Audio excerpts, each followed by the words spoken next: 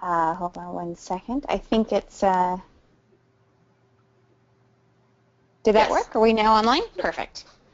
All right, so thank you guys all for coming. I know this is a busy week right after the holidays, getting back on track, but that's why we record these as well. So what we are looking at today is the next set of core 4 words that we've been introducing each month. I know we've got some new folks joining since getting iPads over the holidays, new people joining the whole series, and so hopefully you find this information accessible even if you are jumping in halfway, but feel free to ask questions if you're struggling. So with the set of core 4 that we're going to introduce today, one of the things about these words that we really liked is they empower students to start to direct others, to start to direct how they are being supported. So we'll flesh that out more as we go, and we're also going to connect these high frequency core words to reading activities and to phonemic awareness activities. And if you are new to the series, know that you don't need to know everything we talk about in this series. What we've been trying to do is make sure that it's multi-level, in that if you've been using an AAC system with your child for several years, if you've been modeling words, if they're starting to use it, we want you to still be able to get something out of this series and to be able to expand on what you're doing to also support your students' literacy skills. And if you're brand new to it, then you can really just focus on the modeling of the core 4. And hopefully that'll become more clear throughout the webinar. But if you have any questions, please feel comfortable asking them, because if you have a question, I guarantee you someone else does too, but is too shy to ask it. Throughout this series, we've been using this 5 steps system of Maureen Nevers, where she talks about how we can organize our thinking around all this in terms of our instructional targets, what it is we're trying to teach, or our teaching approaches, the tools that we're using, or are we working on really how do we assess students, and are we looking at supports for the rest of the team. So for this webinar, we're really looking at teaching approaches, how to teach core word vocabulary, as well as foster self-advocacy for our students. We're also looking at tools. The tools we'll be using are just any AAC system, any communication system that has a robust core word vocabulary or a pragmatically organized vocabulary, such as a POD. And the words that we have been using to select our core 4 each month have really been from the Dynamic Learning Maps First 40. This is a list of words developed by the Center for Literacy and Disability Studies at the University of North Carolina at Chapel Hill, where they basically asked if a student only had access to 40 words, what are the first 40 words that would most allow them to participate in the classroom, to demonstrate their knowledge, to have social communication, to be able to communicate with family as well as with others and communicate in the community. And this is the first 40 words that they came up with. So that was just kind of the strongest evidence base we could find for how to target those first words. And this month we're looking at our 5th set of core words. So it's the row that's labeled number 5, me, make, get, and look. Core words, this will be reviewed. Any of you have been listening already, but core words just means a small number of words that are used frequently all throughout the day in many different contexts. These are words that are really easily combined and recombined with many other words. These are words that are also used just to describe a way that we might organize a communication system, such as if we're talking about core words, again, we're using those really high frequency words, such as the words you see on this slide, like I and like and not. Those are core words that we might use the word like at breakfast. We might use it while getting dressed for the day. We might use it while talking about social studies or math. We might use the word not while talking about social studies or math. We might use these words at recess. We might use it again in art class. We might use it in an after-school program and at home, at dinner, all of that kind of thing. So that's what we mean by core words. We use them all throughout the day in many different contexts. We might also really like words like cookie, which is a fringe word, but that's really a word that you can only use so many times in the day. And there's a strong reason why best practice and recent research is really showing us that we need to be focused on core words with our students. In the past, we've tended to really focus on those words, those fringe words, such as specific toys, specific foods, but that doesn't give them the language they need to be able to talk all throughout the day. In this month's focus with the set 5 of the core 4, we're looking at me, make, get, and look. So take a second and find these in your system, whatever communication system you are using. Some of you don't yet have, for example, an iPad or an app or a designated speech generating device, and so you might be using one of the free downloads that we have in our Facebook group. So this is a core word display made by a speech therapist named Deanna Wagner, where she took the DLM first 40, the same words that we're using, added 5 words that she thought were important, and made a display. If you don't have a system yet, no problem. You can download this right from our Facebook group, and you'll see the 4 words that we're focusing on this month have all been circled. So me, look, get, and make. The most common app that's used amongst our Angelman families is called Proloquo to Go. We really encourage anyone who's using Proloquo to be using the core crescendo vocabulary rather than one of the beginner users. And we've encouraged people, you'll see within our Facebook group, we've really encouraged people to start with something like the 60 display, which is the one that you in front of you, rather than the smaller displays that don't give you as many words. So as we've progressed through this series, you'll see the different words that we've been emphasizing each month. If you've missed any month, you can go back later and pick up. But I, want, like, and not. Then we added words like it and help. We added you and who. We added places, place words like where. And now we get to where we are this month. So if you're using Proloquo and if you're using the crescendo vocabulary, then you're going to find this month's words here highlighted in pink with words such as get, put, and make right in the middle of the screen. And if you're looking for the word me, I know several have been trying to find it and weren't quite sure how. To get to the word me, you're going to see the icon for I is in the top left corner, and you'll see that there's a little triangle sort of cut out in the corner, which means that there's a pop-up. If you just hold down on that, then you'll see more words that are related to I that will pop up, and you'll see the word me right there. So the reason that we're targeting specific core words each month, there's a few things. We want to really make sure that we're strengthening our students' concept knowledge of these specific words because they may have never had a chance to even use some of these words before. They may have been used around them, but there's a lot that our kids can learn just from how we use these words. For example, words like different allow kids to start exploring concepts like opposites, same and different, or like and different, sometimes like something or not like something. And we really want to make sure that we are taking that opportunity to develop their concept knowledge.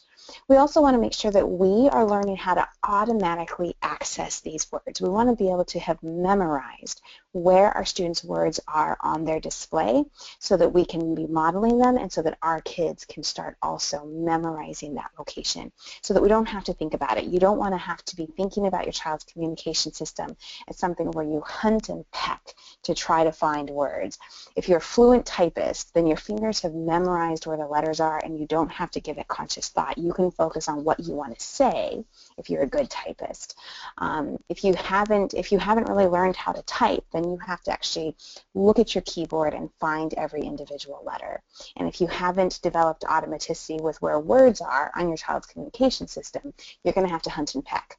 Right? So the reason that we target certain words each month is to help us, by focusing on them, really be able to automatically learn where they are so we don't have to think about it.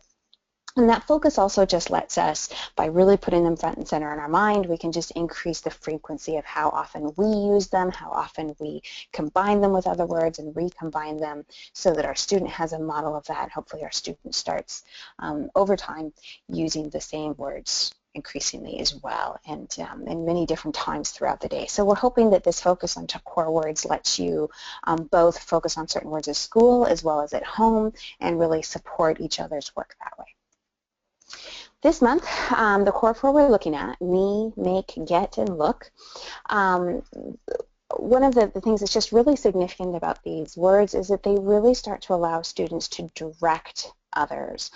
So these are directing words, or can be used as directing words, and we feel they can really be used to empower the self-advocacy of our students. And we'll get more into what those are, but we know that, or what that self-advocacy looks like, but we know that our students with Angelman and all students with a similar level of disability spend most of their life being directed what to do. And the reason that we're going to emphasize these words is to show them that they can start directing others, that they can have more autonomy in their whatever environment they're in, that they can start really taking an active role in directing the actions of others and not just being directed. And this will help prepare them for life as adults, and it honestly will help keep them safe, because people who believe that they must simply follow the directions of other people are not as safe as people who believe that no, they can actually help direct others as well.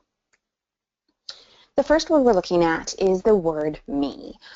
It's very high frequency and it's very social. And if you know very many students with Angelman, then, or if you know any kids who don't have Angelman, you know that it's a natural part of childhood, that it's really all about me. So this is just a really high value word for a lot of reasons. It's something that's very easy for us to model, because anytime we are modeling in a way that's called reflection, and we had a whole webinar on this earlier in the series, but where we're trying to reflect what it is the student is saying, chances are we can use the word me for that. So if our student looks at us and takes our hand and puts it on something where they want our help to do something, you know, such as handing us an object because maybe they've been locked out of their iPad, or they want a container opened and they hand it, we can model, do you want me to help? Or if our student's pushing our hand away and trying to do something themselves, we can model, you do not want me to help. So we're reflecting back what the student is saying. The student might be using non-symbolic language to say, I want you to help, or I don't want you to help. And what we're going to do is reflect back using the symbolic language of their communication system. If the teacher says, you know, who wants to do this, or who knows this, and our student looks alert and excited or raises their hand, then we can model back, you're saying pick me, or you're saying me, I know this. And for many of our folks with Angelman, there's a huge need for attention. There's a huge need for social interaction, and the word me is a really socially appropriate way to ask for attention, and we'll get a little bit more into that. So how can we use the word me? When we're saying things like this, do you want me to do it or you? They focused on you earlier in the series. So if you've already done that, you might model me and you. We can reflect back. I think you're saying, let me do it, or, oh, I think you like me. Who knows the answer? Me. Who wants a cookie? Me. Me too, right? I mean, there's just so many really fun ways. Chances are we're using the word me verbally a lot with our student. By focusing on modeling it, we're showing our student that they can say the word too. They've probably heard it a lot, but not had a lot of chances to actually say it. Carolyn, why don't I hand this over to you now, because you were going to talk about the word make. Yeah, one of my absolute favorite words, because I really like to make things, and lots of kids that we work with really like to make things. So it's just a lovely word for supporting, creating, or forming. It's a really high-frequency word in a classroom, but it can be at home, doing crafts, doing all kinds of different types of activities. For academic inclusion, thinking about science, thinking about science experiments, the things we make. Thinking about math modeling. So if you want to think about some of our older students when they're trying to set up math models for how to do the school is working on, for example, pie charts and looking at fractions. And we might be making 2/3, and so we're helping our students see how that happens. So there's just so many times at home and at school that we can use the word make in really fun ways. And one of the things that we're really trying to listen to your feedback and think about, for example, supporting adults who have Angelman syndrome or who have other needs for augmentative communication. And so Erin has added some snarkiness into some of our slides, which I quite love.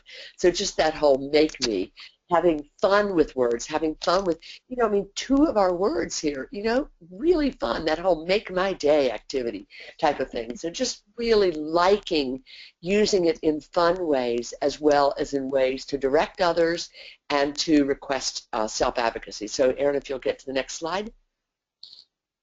Cooking, again, really age respectful. Cooking is something you can do with really little kids. It's really fun. You can do pretend cooking, you can do real cooking, but it's an event that we do throughout our lives. And so the day before you're going to do a cooking activity, you can just say, hey, we're going to cook tomorrow. What should we make? And then let your student, if you're at home, or let your classroom decide what it is we're going to make the next day. We can announce that we're going to make smoothies. We can report because we just saw Jessie choose strawberries and put them into her smoothie, and so we can report to the class, hey, Jessie's going to make it with strawberries, guys. Having fun, sharing, reflecting back again, always thinking about how can we use these, not just our directing, not just our modeling, but also reflecting back what we think the student is saying. So this student drank all of her smoothie, and she's like kind of reaching out to the blender, and that's the perfect time to say, ooh, I think you want to make more. And even if we don't have more, we can still say, I think you want to make more. Oh, I'm so sorry. No more strawberries. We'll have to make it another day. So again, giving that feedback, whether you can actually follow up on that desire to make more, we can still have a chance to talk about it. And what that's saying is, I heard your request. I may be able to say yes, I may not, but I am hearing your nonverbal and giving it, overlaying that with AAC. So the next slide has a few more ideas for making. Science experiments and what I just call silly science. So a lot of classrooms that I work in do science experiments. Some of the groups that I work with do science experiments as really fun activities. So we can do that same announcing. We're going to make a rocket. We can make it go up. Those are all words we've already had. Make it go and up. We've already had those. Oh, we're only on the first 20 words, and we can already say those words. We can announce silly science. We're doing this tomorrow in a lit group I'm running. We're going to make fake boogers today. And then comment back on that, because then we see Ramon go, like you'll kind of gag and look like, oh my gosh, and I can reflect, oh, Ramon, I think that makes you feel sick. So just having a lot of fun like that, reflecting or reporting to others what we thought he was trying to tell us. So the next slide. Looking at construction activities and pretend play works great with Play-Doh, with Legos, with any kind of craft activity that requires putting things together, and also just pretend play with dolls, with superheroes and other pretend characters. And I'm going to have some examples that will come later in the presentation to give you some ideas of how to put all the words together. But now we'll go on to...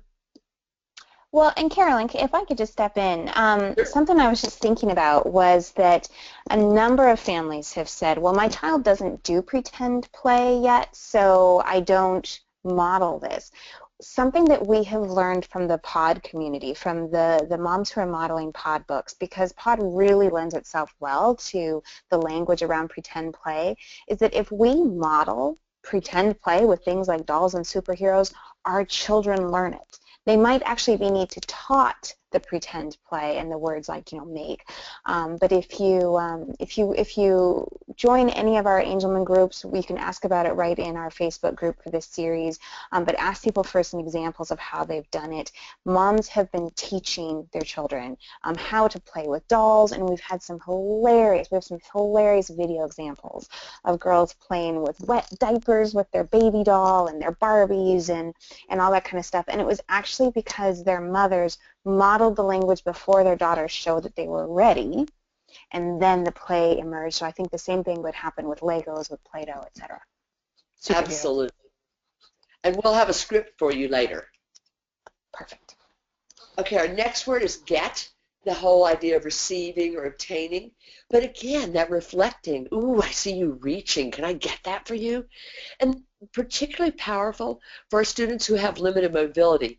And this gets into that whole idea we're going to be talking about today of self-advocacy, that we need to be teaching our students from very young that they can get what they want, that it doesn't always have to be this learned helplessness of things just appear to you, and that in order to get what you want, you have to have a tantrum.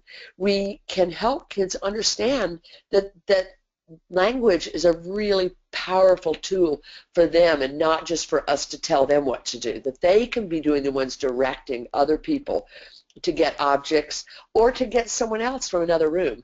I hear you vocalizing for mom. Can I get her? And then, of course, let's add the snarky factor. Get it. Get it. Really fun. I mean, having fun. That's one of the characteristics that makes it just such an incredible joy to me to hang out with kids with Angelman syndrome, is that there's this wonderful sense of humor and having fun, and I can totally see the snarkiness just really being something that kids would jump on.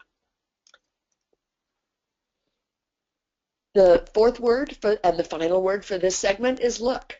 And we can direct our eye gaze, we can have something appear, but it is such a great power for compliments.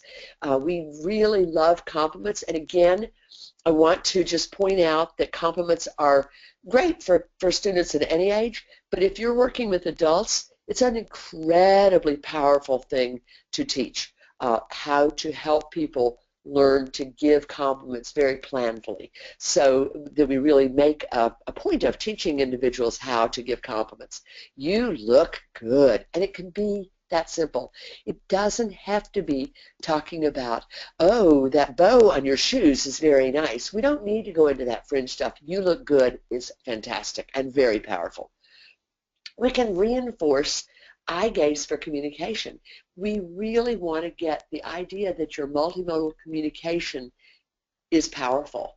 And I'm starting to get it. I'm starting to read your eye gaze. Oh, I see you look there. Oh, you're looking at the Spider-Man. Should I get him? So a wonderful way to reflect back that you are eye gazing and I am reading what you're saying. It's a really appropriate way also to do that attention seeking that Erin has mentioned. That we know that our students really, really want to seek attention, and this is a way to help them get attention in a way that is going to be followed by other people in their environment. Oh, you want me to look at you? Oh, okay, look at me. And again, got to have that snarkiness. Look, people, I love it when I hear somebody say that. It's really funny, and so we can share that as well. Okay, let's expand on the compliment idea of using look to give compliments. Oh, you look good. He looks good. Oh, I like the look of that. Oh, yum, that cookie looks good. Just very easy ways to give compliments without having to have lots of fringe words.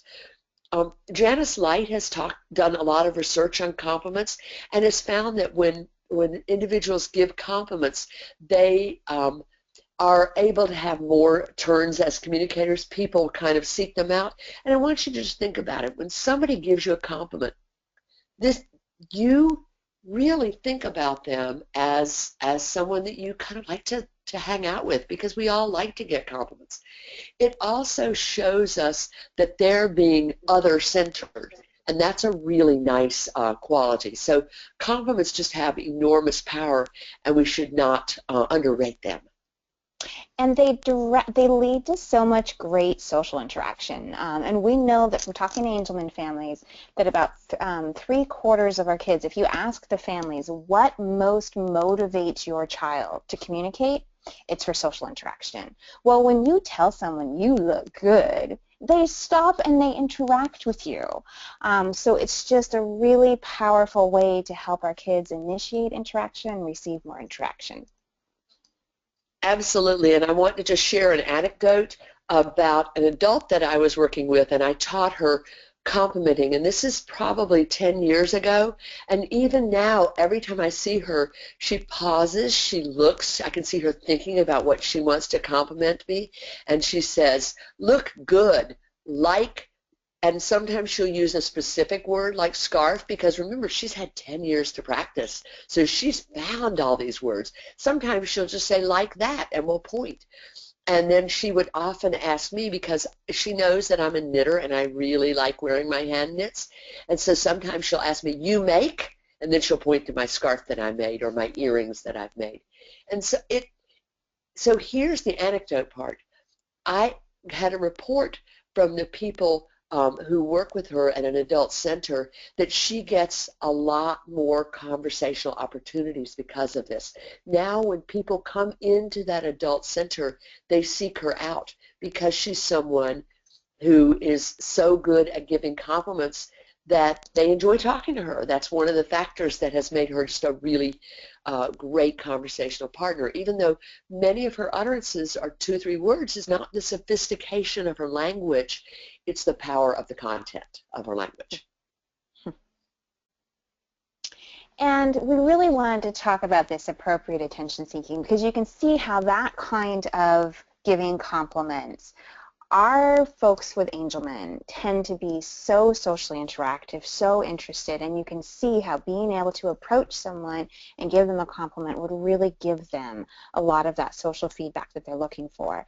We know from lots of research into Angelman syndrome that much of the challenging behaviors that are often reported with our folks are related to seeking attention. And we also have some really interesting old research that need to seek attention is really part of the genetic syndrome. It's a result of the genetic mutation that leads to Angelman. It's often not something that's really under the voluntary control of our kids. We have some folks who simply cannot yet resist that approach. There was really interesting research out of the UK from Dr. Oliver, I believe, that showed that you could train folks with Angelman not to approach other people, but you couldn't train them to stop desperately wanting to. So even if they learned, I'm not allowed to go up to that person and interact with them, they sat there staring at the person, desperate to go do it anyway. So they had been trained that, nope, this is not an appropriate time, but they didn't lose that desire for interaction. So one of the huge goals I think all of us have when helping our folks with Angelman use a communication system is get that appropriate attention that they really want. And words like look are so crucial to that. So imagine your person with Angelman being able to say, look at me, talk to me, read with me, sit with me, wrestle with me, come to me. Come was one of the first words that Maggie started using with her communication system once she had a core word device, because she could say, she would go to a specific spot in the classroom where she was allowed to take a break. And then once she was actually getting bored over there and she now wanted to kind of rejoin what the group was doing, she'd call out to a friend, either vocalize or actually find their name and then say, come. So come, Jordan, come, Macy, come sit with me, and try to get them to come to her. And then they would say, no, you have to come back over here. But that's where words like come and me are just so powerful.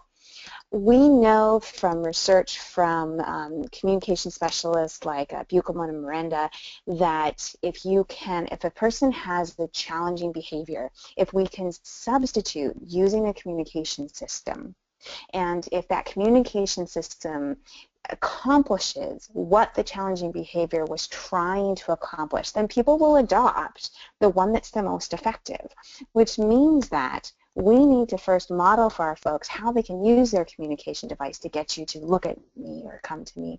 But then we really need to make sure that we're listening every time they use their device.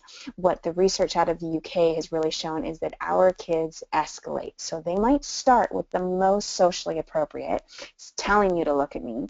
They might then touch your hands. They might then touch your shoulder. And if all of that has failed, now they're going to go for your hair. And over time, they might just skip all those earlier stages because nobody listened when they used their device, when they used their eyes, when they used their vocalization, when they touched your hand. If no one listened to all of that, and what really only got other people's attention was the hair grabbing, because if you grab someone's hair, guess what? They immediately look at you. Then that becomes the learned behavior because that was simply the only one that worked. So if we're going to help our kids be as successful as they possibly can be, that means we need to model for them how they can use the words in their device to seek this attention, and then we need to make sure that we're listening when they use them. And I think that sometimes means that they're going to use their device or they're going to use their behavior to say, do not talk about me, or talk to me, don't talk to my mom, talk to me, don't talk to my teacher, talk to me, don't talk to my aide. And we can model that for them. When they're using behavior that's saying, no, talk to me, then we need to model that message back for them. And if we can do that and they can learn slowly over time to use their device to do this, they are going to have so much more social opportunity than if they don't. Carolyn, is there anything you want to add? No, that was fantastic. All right. Do you want to pick it up from here? Sure. Student-directed activities are just so powerful. And so often we are just in this mold of telling kids what to do because they're not talking back, and so it just feels like the only thing that we can do. But we need to have just actively create those opportunities to let them direct adults and direct peers, because it helps develop that autonomy and it makes them really actively involved in their own support. So let's just talk about the modeling that we've mentioned so far in the next slide. It's conversation, it's not interrogation, because we so want to keep that data. How many times did they use that device? People often get into this interrogation and they just are pushing and demanding. We've got to make sure that what we're doing is conversation, not interrogation. We have to have more pause time. That was only 5 seconds. It felt like more. Might not have even been 5. We've got to do our Mississippis, 1 Mississippi, 2 Mississippi. Invite them to respond without a high pressure. Accept those multimodal responses, because sometimes we invite them to respond and they do respond, just not on the device. And then we can go back and reflect that multimodal response using AAC. So on the next slide, we'll see down with demands, up with invitations. And so I've actually made this into what I call a visual quote. It's on my Pinterest board of visual quotes, because sometimes it might help to just make this as a little poster in the classroom to remind us to stop demanding, and interrogating, to converse and to have invitations, to help us all remember, because it's a paradigm shift. And it's hard to do. And so we have to work at it. It's something we can learn across time. So if you'll go on to the next one, I'm going to have an example. And Carolyn, I'm going to just go ahead and make you the presenter now. I should have done that earlier. That's fine. So let me know. Yep, sharing my screen. Alrighty. Okay, so let me make sure I'm on the right one. Sorry. Oops. Okay, so here's my example. My first example is with Legos. So the adult is like, what should we make? And you pause, and nothing happens. and you're really not getting even the nonverbal idea of that this child has an idea what to play, because, oh yeah, they're not doing as much pretend play yet. We're learning this. And so we can give some options. Well, let's see. We could make a house or a plane, and the student kind of pushes two Legos together, and I can reflect back, oh, it looks like you will make a house. Oh, that looks cool, and we can help and start making it look more house-like. And then, oh, should we get a Star Wars set? And because we know that right now that's something that this student is particularly engaged with, is those Star Wars characters.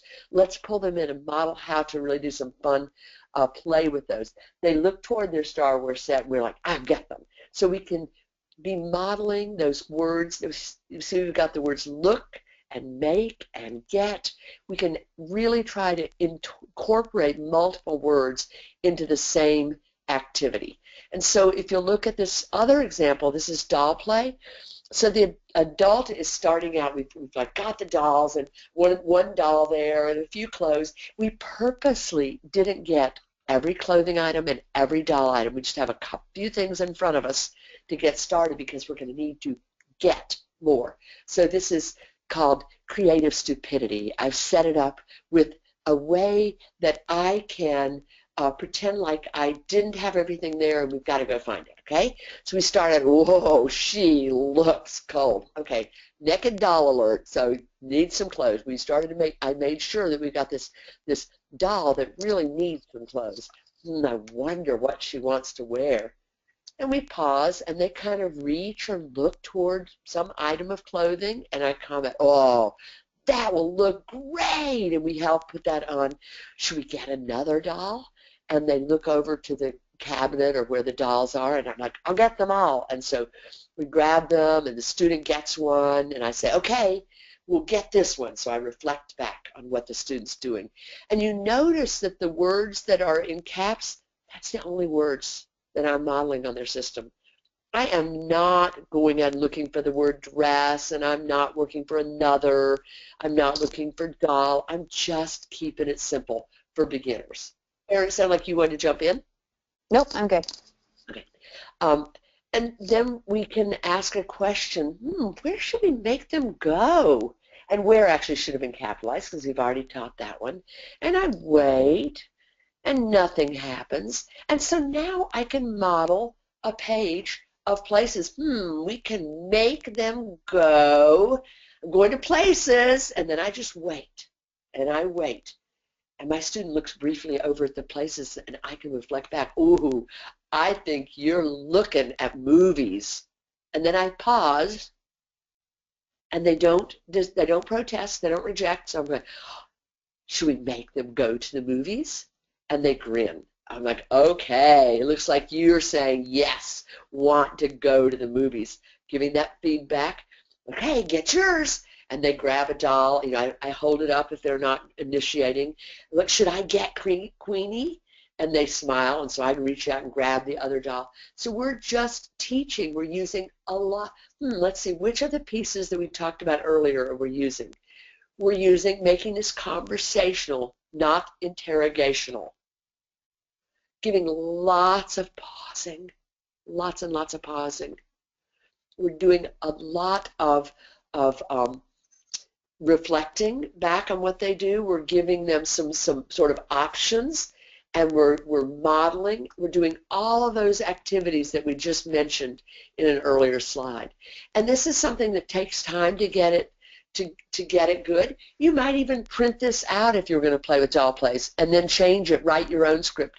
It's okay to use a script. I know Carol Goosens and Pam Elder did a whole page of scripts for young people and scripts for adults in their books back in the early 90s, so that we had ideas of when any kind of activity, what kind of language just comes naturally to model, and how can we make it feel conversational instead of interrogational. So let's look at another way we can extend is reading fun with the Core 5 set. Now again, as Erin said earlier, if you're just getting started and you feel like just trying to use those words throughout the day as you're living your life and maybe doing a little bit of pretend play and that's enough, go for it. This is optional. Some of you might go, you know what? Reading is really easy. I can find the words in a book. Okay, we read a lot. My student loves books. This would be a great place for me to start. So do what works for your student. So we have these same 4 words, make, get, me, and look. And so we're going to look at books and read books that highlight those words.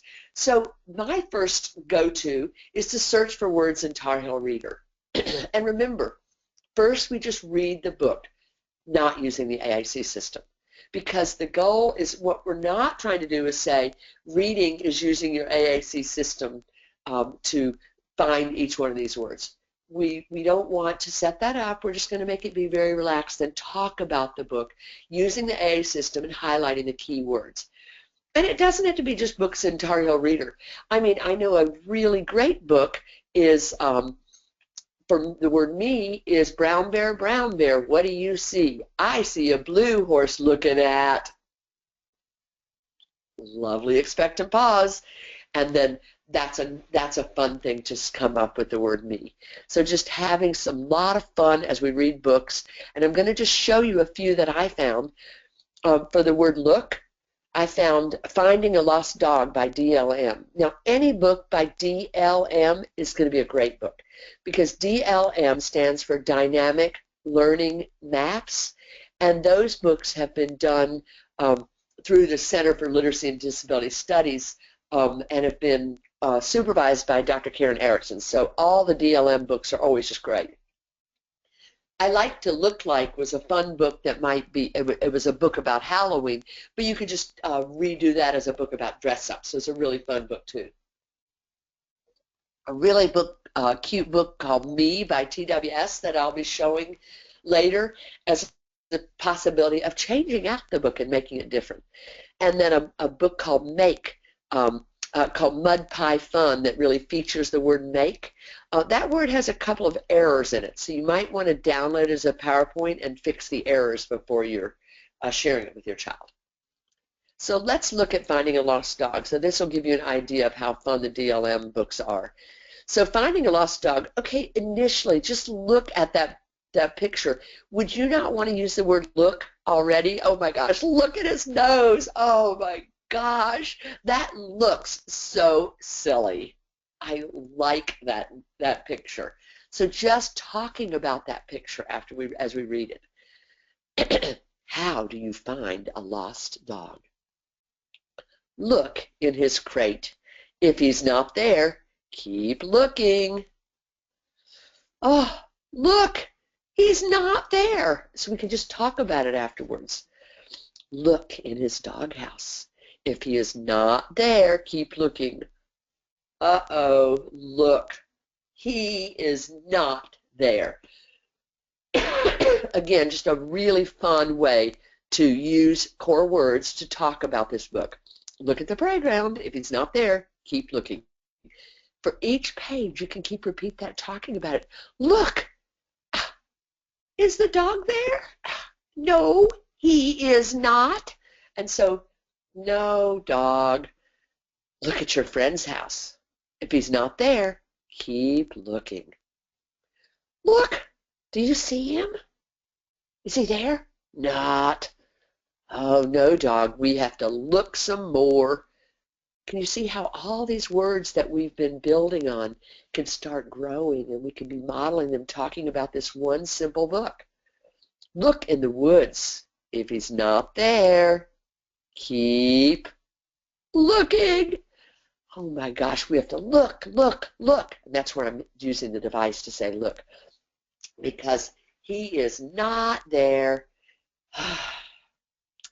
Where should we look now? Where do you think we should look? Oh, let's turn the page. Look under the bed. If you find him there, he was never lost. He was hiding. Oh, look, he looks so happy. Oh, I like that dog. Can you just see all of the language just reading this book? The deal is, the point is not how many books you read or how quickly you read, but how much you get to talk about that book and how much you get to focus on those key words. So just in that one story, we were able to focus on look a ton, and not, and he, and like, just, and where, all kinds of great words that we had been practicing, because we don't want to just focus on the 4 from this week. It's nice to do some follow-up on the words that we studied last month and the month before. So just a great example of a book that lets us do that. Some phonemic fun, rhyming. I always try to add a little bit of phonemic awareness, because I know it's really hard for kids who aren't talking to even figure out where to start with phonemic awareness.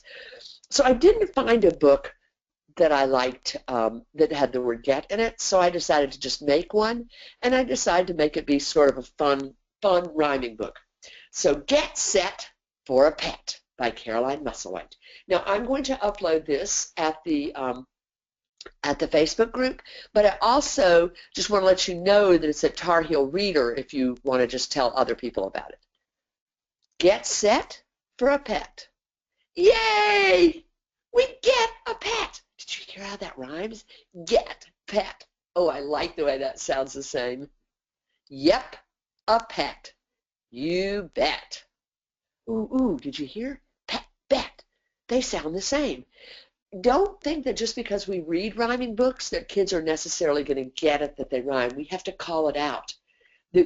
One of the issues is that students who have disabilities sometimes don't learn from just incidental learning. That one-shot learning didn't happen, and so we have to figure out how to support them in making it more explicit. Look, a snake. See how I snuck the word look in there? Ooh. Now, after I've read that page, I'm going to go back and go, look. Ooh, it's a snake. I'm not going to go look for the word snake. We don't have to try to read every word in that book. We're just focusing on hitting the core words. Is that what we get? Nope. Mama won't let. Okay, I know that's not a grammatically correct sentence, but it's funny and it rhymes. Is that what we get? Nope. Mama won't let. Ooh, get, let. That's another rhyme. Did you hear it? Get, let. Get, let, pet. A pet. You bet. Did you hear it? Pet, bet. That's funny. Look, a fish. What do you think about a fish? Do you want a fish? Would you want a fish? Let's see what happens. Let's see if he gets it. Is that what we get?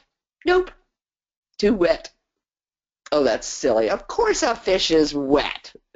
Get wet. That's funny. A pet? You bet. You hear that repeated line? Trying to really focus on making this a simple book for kids to listen to multiple times and start listening to the words. Look, a horse. Is that what we get? Nope. Not yet. Oh, there's another one. Listen, get, yet, get. They sound the same too. Don't fret. We'll get that pet. See her face? Fret means she's worried. It says, don't fret. We'll get that pet. Did you hear it? Fret, get, pet. They all sound the same. Look, a dog. Best pet I've ever met. Okay, off to the vet. You know, when you get a new dog, you have to take him in for shots. Okay, so just lots of fun talking about the book while we read it. We read it first, then we stop and we talk about it and use some of the high-frequency words. And if we're trying to focus on rhyming, we call it out. We make a big deal about it. Get wet, pet. So here's a fun rhyming activity to go with play. And the goals here are, again, getting the student to notice those rhyming words, combining rhyming and play, and just having fun. So this is a Play-Doh rhyming fun script. Let's make a cake. Ooh, that rhymes, make cake. Okay, let's make a cake. Bake, bake, bake, we're gonna make a cake. And then you make the cake together. So we're just doing sort of a chanting kind of thing. We can't really eat it. It's fake. Oh, oh, oh, that rhymes too. Fake cake, fake cake. Let's make a cake, a big fake cake. Bake, bake, bake, make a fake cake. And then you pretend like you're going to eat it. Let's eat it. Oh, you can't really eat it. It's a fake cake. Do you see what we're doing here? Yes, it's a phonemic awareness activity, but we're also teaching kids pretend play. We're teaching them this cake is fake and you can't really eat it. So we're just having a lot of fun with language. Wait, wait, a snake cake, another rhyme. Snake cake, bake, bake, bake, make a fake cake, a fake snake cake, and then you roll out a little snake and you put it on the cake. Okay, you want to help me make it? Let's roll it. So now we're talking about making it, and we're making it. Oh, let's put it on. Okay, can you help? And we're getting back to that word help we had earlier. Just lots of opportunities for language. Hey, hey, in a lake. That rhymes too. Cake in a lake. Bake, bake, bake. Make a fake cake. A fake snake cake. A fake snake cake sitting in a lake. And then you make a little lake around your cake. So just having a lot of fun with this ridiculously silly little rhyme, okay? But it's fun because of the way you're saying it. It's that, and you're really hitting the highlights of those rhyming words, but also teaching pretend play and working on something together. So a tip, you might want to print it first and use it as script while you're playing because you think you're going to just be able to remember it. But I got to tell you, I thought of it this morning in bed, and it took me a while to write it up. And if I hadn't written it up, I wouldn't necessarily have remembered it to share it with you. So one other thing you can do is rewrite a Tar Heel Reader book. So you download the book. It's the one called Me is the one I'm going to suggest. You read it and talk to your child about it, and then you change the text if needed. And you find or take pictures to match. So the book Me, here it is really fast, Me by TWS. And I'm not actually sure who that is, but it's a great book. Me, me, me. Who like ice cream? Me. So for your student, would you keep that or would you change it? Well, if your children is lactose intolerant, then that's maybe not a good page, and so you're going to change that out. Who likes Play-Doh? Me. Again, would you keep it or would you change it? So go ahead and type in, keep it or change it, because I want to see who could actually use the book exactly as it is. If you're working with adults, you're probably not keeping that page. You're probably going to change that, and you're going to think about something that they like to do. Who likes bowling? Me. You're going to think about the activities that you actually do. The ending, it's really fun to end with a punch. Who wants a tickle? Me. But again, would that be the perfect ending for your student? If you have a student who's really sensory defensive and hates tickling, clearly that's not going to resonate with them. But you can change it out for them. So I recommend reading the story first as it is when you download it, and then going back and changing it. And so you're just going to quickly change that. Erin, I'm going to let you take it here. I'll just keep advancing the slides till the end. Erin?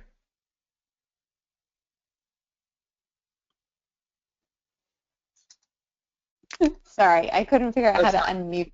Oh, good. All right. I was a little panicked that I'd gotten offline. No, we just wanted to make sure that you guys knew about some upcoming webinars. If all of that reading stuff that you just saw with Carolyn was really intriguing to you and really feels like this is the next step that you should be doing with your child, then good news is we've got another webinar next week on shared reading with Carolyn Musselwhite.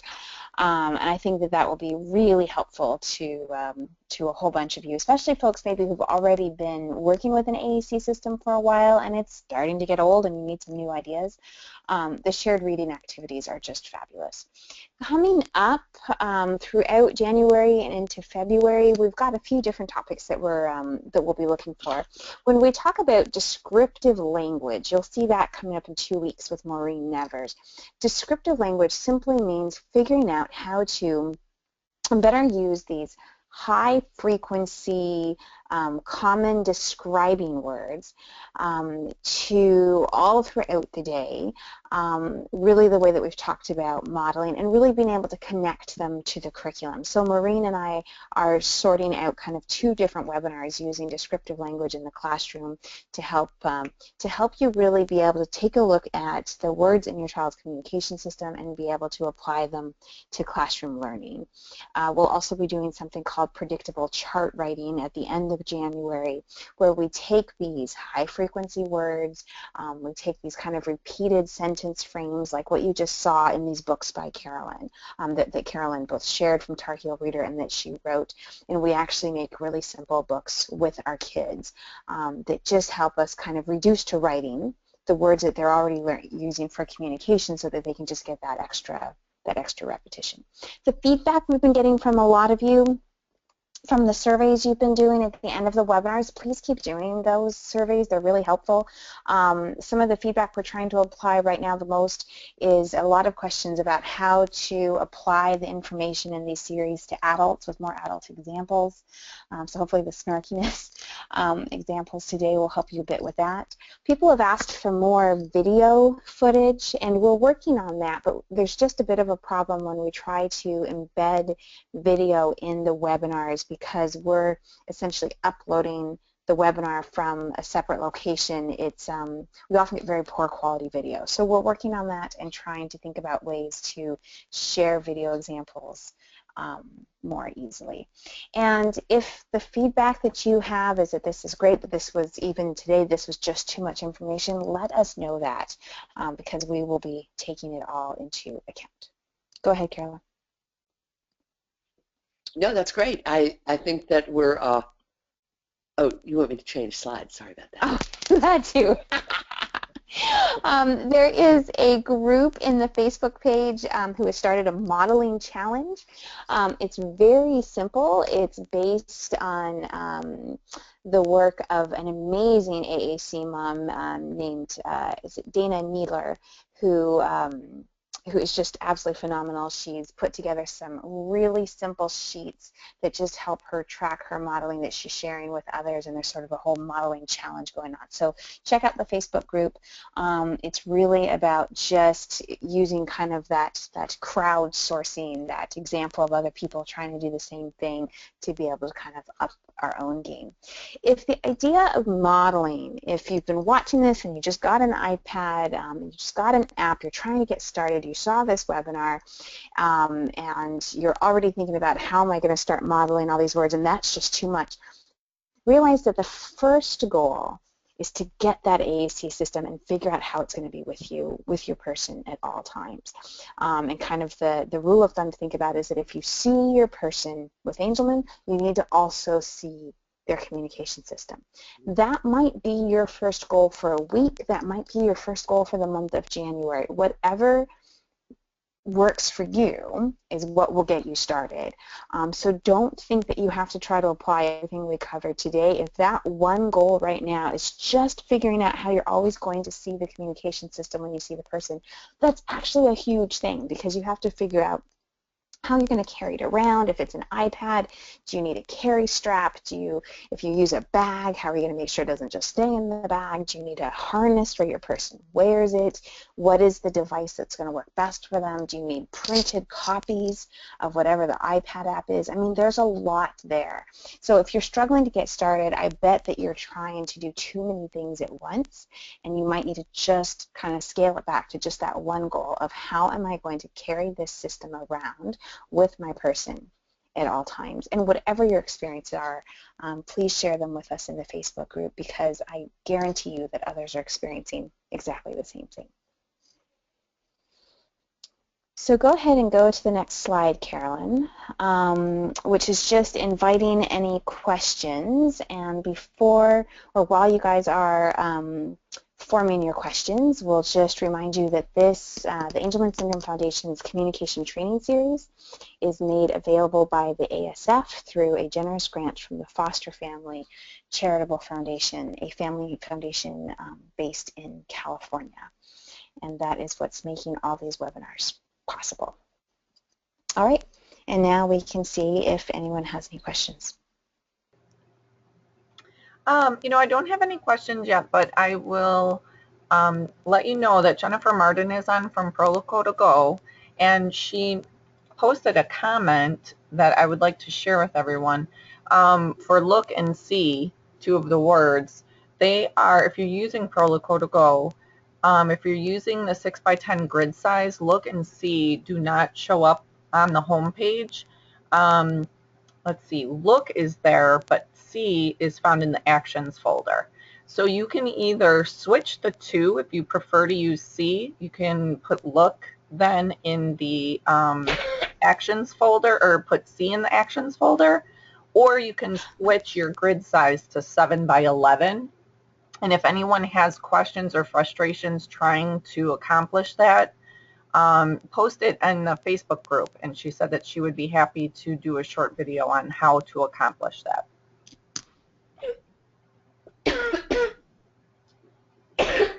Thanks. Thank you so much, Jen. My preference, if you're having to choose which one to have on the top page, I have found that I use look a lot more than see, and so I would tend to want to keep that. That one is one of the top 40 from the DLM. So if you have to make a choice, I'm just putting in a my vote for the word look.